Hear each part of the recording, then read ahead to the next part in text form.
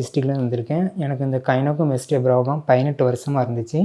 இதனால் நான் வெளியே ஃபேமிலி கூட எங்கே ஃபங்க்ஷன் அட்டெண்ட் பண்ண மாட்டேன், கோயிலுக்கு போக மாட்டேன். அம்மா அப்பா நிறைய கூப்பிடுவாங்க, ஃபங்க்ஷனுக்கு அங்கே வேணால் அதை கூப்பிடுவாங்க, என்னால் போக முடியாது. இது மாதிரி யார்கிட்டையுமே வந்து ஃப்ரீயாக நம்மளால் பேச முடியாது. ஏன்னா ஒவ்வொருத்தர் பார்வை வந்து ஒரு வேளை பார்க்கும்போது ஒரு நம்மளை ஏதோ ஒரு வேறு மாதிரி தோரணை பார்க்காங்களோ அப்படிங்கிற மாதிரி எனக்கு ஃபீலாக இருந்துச்சு. அதனாலேயே மோஸ்ட்லி ரிலேட்டிவ்கிட்டேயோ மற்ற ஃபங்க்ஷனுக்கோ வேறு எங்கேயும் போனாலுமே என்னால் போக முடியாது. அதுக்கப்புறம் வெளியே நிறைய அவமானங்கள் நான் ஃபேஸ் பண்ணியிருக்கேன். இதனால் ஏன் அப்படின்னா, நான் ட்ரெஸ்ஸிங் சென்ஸ் அந்தளவுக்கு வந்து போட பண்ண மாட்டேன். ஏன் அப்படின்னா, நம்மளுக்கு வந்து அது கம்ஃபர்டபுளாக இருக்காது. நிறைய பேர் இதனால் வந்து கேலி பண்ணுவாங்க, கிண்டல் பண்ணுவாங்க. நான் அதையும் ஃபேஸ் பண்ணியிருக்கேன்.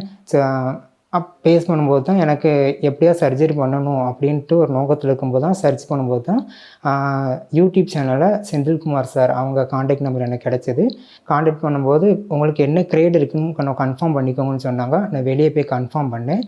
கன்ஃபார்ம் பண்ணும்போது எனக்கு கிரேடு 2 இருக்குது, கன்ஃபார்ம் ஆச்சு. மொதல் நாள் வந்து மார்னிங் வந்தேன், ஈவினிங்கே டிஸ்சார்ஜ் ஆகணும்னு சொன்னாங்க.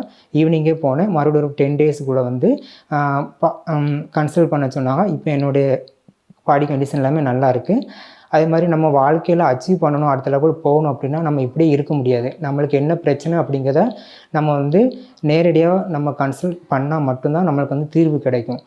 சொல்லுவாங்களா, தீயினால் சுட்டப்புண் உள்ளார மாறாதே, நாவினால் சுட்டவோடு அப்படிங்கிற மாதிரி மற்றவங்க என்ன வேணாலும் நம்மளை கேலி கிண்டல் பேசிகிட்டே தான் இருப்பாங்க. நம்ம லைஃப்பில் நம்ம அடுத்த கட்டத்துக்கு போகணும் அப்படின்னா நம்மகிட்ட இருக்கக்கூடிய நெகட்டிவாக நம்மளை பாசிட்டிவாக மாற்றணும். அதுக்கு ஃபஸ்ட்டு நம்மளுக்கு எது நம்மளுக்கு தேவை அப்படிங்கிறத நம்ம தான் அசைன் பண்ணிவிட்டு பயப்பட வேண்டாம். பயப்படாமல் சாரை காண்டாக்ட் பண்ணுங்கள். நம்மளுக்கு சர்ஜரிங்கிறது வந்து சேஃபாக தான் இருக்கும். இப்போ நான் ஓரளவு நல்லா கம்ஃபர்டபுளாக ஃபீல் பண்ணுறேன். சாருக்கு ரொம்ப நன்றி, ஹாஸ்பிட்டலுக்கு ரொம்ப நன்றி, அங்கே ஸ்டாஃபாக இருக்க எல்லாருக்கும் ரொம்ப நன்றி.